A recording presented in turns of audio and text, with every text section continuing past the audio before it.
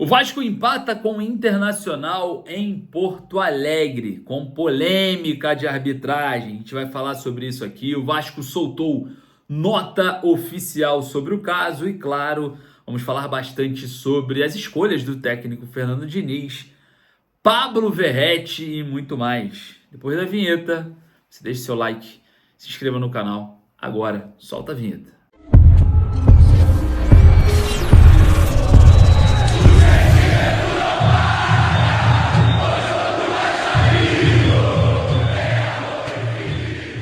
O Vasco empatou com o Internacional em Porto Alegre, no Beira-Rio, saiu da zona do rebaixamento, soma 15 pontos, os mesmos 15 pontos ali do Santos, o primeiro dentro da zona, né? Mas, por critérios de desempate, o Vasco está fora da zona da degola. Mas esse jogo tem polêmica, tem debate e, claro, a sua opinião aqui é a que vai valer nesse debate. Bom, a gente vai falar sobre o Pablo Verratti, vamos. Substituições do Fernando Diniz, também. Vamos falar sobre Flávio Rodrigues de Souza, o árbitro da partida. Com toda certeza eu quero começar pela nota oficial que o Vasco soltou após mais uma polêmica de arbitragem atrapalhando o percurso do Vasco. Vamos lá. Nota oficial do Vasco. Vasco da Gama repudia com veemência a atuação desastrosa do árbitro Flávio Rodrigues de Souza na partida desse domingo, dia 27 de julho, contra o Internacional em Porto Alegre, válida pelo Campeonato Brasileiro. Será que é só um erro ou incompetência? Quando os equívocos da arbitragem se repetem e tiram de forma direta 4 pontos consecutivos do Vasco da Gama, essa pergunta precisa ser respondida com urgência por quem comanda a arbitragem brasileira. Vou dar uma pausa aqui nessa nota oficial, porque assim que acabou o jogo, né, eu falei, opa, com esse erro, algum dirigente vai na coletiva do técnico Fernando Diniz, antes do Diniz começar a falar sobre o jogo, o dirigente vai se posicionar fortemente contra a arbitragem, né? Não aconteceu. Soltaram uma nota. Eu acho que a nota tem pouco efeito, né? Mas, vamos lá, vamos continuar com a nota. O Vasco da Gama tomará todas as medidas administrativas cabíveis junto à comissão de arbitragem da CBF e estará, já nessa segunda-feira, amanhã, na sede da entidade para protocolar nova representação oficial.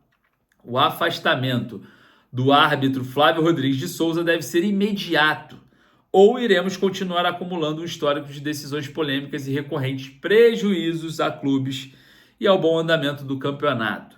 Se isso não acontecer, mina-se a confiança de atletas profissionais, torcedores e investidores.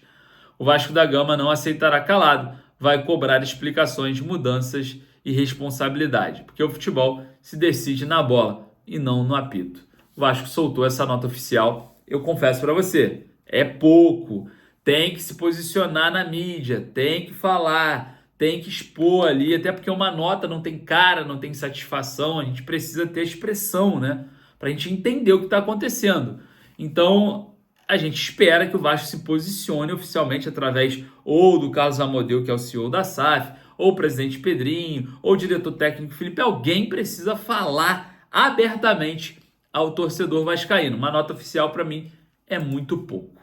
Bom, o Vasco abriu o placar com o Rayan no jogo, depois sofreu o empate, né? A gente observou ali, né, o Carboneiro fazendo aquele gol, uma bola ajeitada pelo Verratti, né? O Verratti, ele começa perdendo a bola ali na intermediária, sai a jogada do Internacional, a bola cruzada, o Verratti ajeita para o jogador do Inter finalizar. Bom, além do árbitro, ponto negativo para mim nesse empate, né, com gosto de derrota, porque ficou acessível para o Vasco vencer o jogo, foi o Pablo Verratti. Não só nesse lance, o Verratti perdeu inúmeras oportunidades, e não pode perder, né, num jogo tão importante, né? Enfim, falta de alternativa, não tem outro jogador que faça a mesma função. Na minha opinião, o Rayan poderia ficar na última linha, seria mais perigoso, né? Naquele lance do Nuno, que ele vai dentro da área, cruza pro Verratti, o Verratti finaliza, faz o gol. Você vê ali a falta de cuidado do centroavante, né? De entender a linha para se posicionar de uma forma mais direta. Então o Verratti foi muito mal nesse jogo, né? depois da partida, deu declarações assim absurdas sobre a arbitragem, mas ele também precisa fazer uma reflexão que ele não foi um ponto positivo, e sim muito negativo, tanto na parte ofensiva quanto na defensiva. E a gente sabe que o Diniz manteve o Pablo Verratti em campo, porque o Verratti ajudaria nas bolas aéreas, né? Um jogador importante nesse quesito. Então acaba que o Diniz ficou refém e também não tem outro para substituí-lo, né? A gente vê que, mais uma vez, o Diniz tira um jogador ofensivo, que foi o David dessa vez, né? Para entrar o Thiago Mendes, acaba recuando um pouco mais a equipe. Aconteceu o mesmo colocando o Matheus Carvalho contra o Grêmio. Então são dois clubes do Sul, dois clubes que o Vasco perde a chance de vencer, também por conta de substituições na mudança do estilo de jogo. Tá ganhando o jogo, tá jogando bem, tá bem postado, não muda posição de jogadores, porque você muda o estilo de jogo, acaba que você fica refém de uma nova imposição da equipe, né? Se a equipe vai se adaptar ou não. Então o Diniz também erra nessa linha do tempo. Ele tinha que manter a mesma estrutura que estava dentro de campo. O jogador que entrar no lugar do David, seja lá quem for, ia fazer a mesma função, mas um pouquinho, 2, 3 passinhos para trás para melhorar na marcação. Então eu acho que o Diniz errou nesse quesito. O Diniz também falou sobre a arbitragem, né? Lá na coletiva de imprensa, o Diniz falou que sim, os resultados não estão acompanhando a produção do time, falou também que da arbitragem, né? Falou, Fernando Diniz disse que o árbitro não é médico para chegar lá, e o Léo Jardim estava com dor, não poderia julgar isso, e essa responsabilidade a gente vai ter que jogar para a diretoria do Vasco se posicionar fortemente, né, contra essa análise de arbitragem, mais uma, né, na história do Vasco. E claro, né, a gente observa agora o jogo contra o CSA, o jogo mais acessível. O CSA deve vir com uma equipe alternativa porque mira a Série C, né, olha ali e fala, não, a Copa do Brasil nem vou na Série C, e deve jogar contra o Vasco com uma equipe alternativa, facilitando as ações do Vasco na partida, no jogo, né? O Vasco terá 2 suspensos para o próximo jogo do Campeonato Brasileiro contra o Mirassol fora de casa. São eles os laterais Lucas Piton e Paulo Henrique, né? 2 laterais titulares. Enfim, a situação não é muito simples, mas o Vasco até apresentou um bom futebol comandado pelo técnico Fernando Diniz, principalmente na primeira etapa, né? O Vasco controlou as ações, poderia ter saído até com um resultado mais elástico. Aí a galera fica me perguntando, o que você achou do Léo Jardim?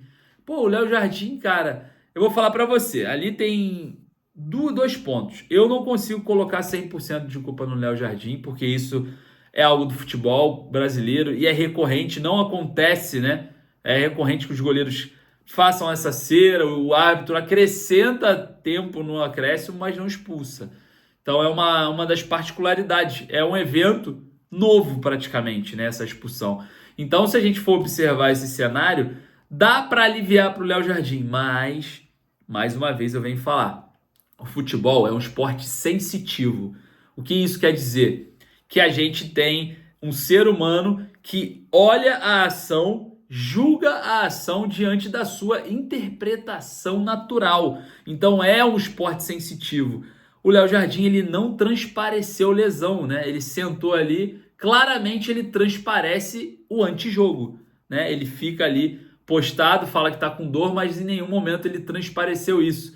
Então eu acho que, por ser um esporte sensitivo, o Léo Jardim poderia estar rolando no chão, tirado a camisa, feito ali uma cena caso realmente não esteja sentindo dor. E se estivesse sentindo dor também, faria o mesmo, mostrando que sim, era um problema ali, era uma lesão, era uma dor, era um desconforto, mas tinha que transparecer isso. O Léo Jardim, claramente, né, nós somos vascaínos, mas olhando ali, o Léo Jardim, ele transpareceu claramente ali, tá exposto, né, ele transpareceu antijogo, acabou sendo punido com o 2º cartão amarelo e expulso nessa partida. Mas você, com um cenário cheio de culpados, qual é o verdadeiro culpado na sua opinião? 1, o árbitro. 2, o Léo Jardim. 3, o Pablo Verratti. Ou 4, o Fernando Diniz? Vai lá nos comentários e deixa a sua opinião. Rapaziada, eu vou ficando por aqui, porque daqui a pouco tem mais informações, né? Daqui a pouco eu tô voltando e você não perde nada. Forte abraço. Saudações vascaínas.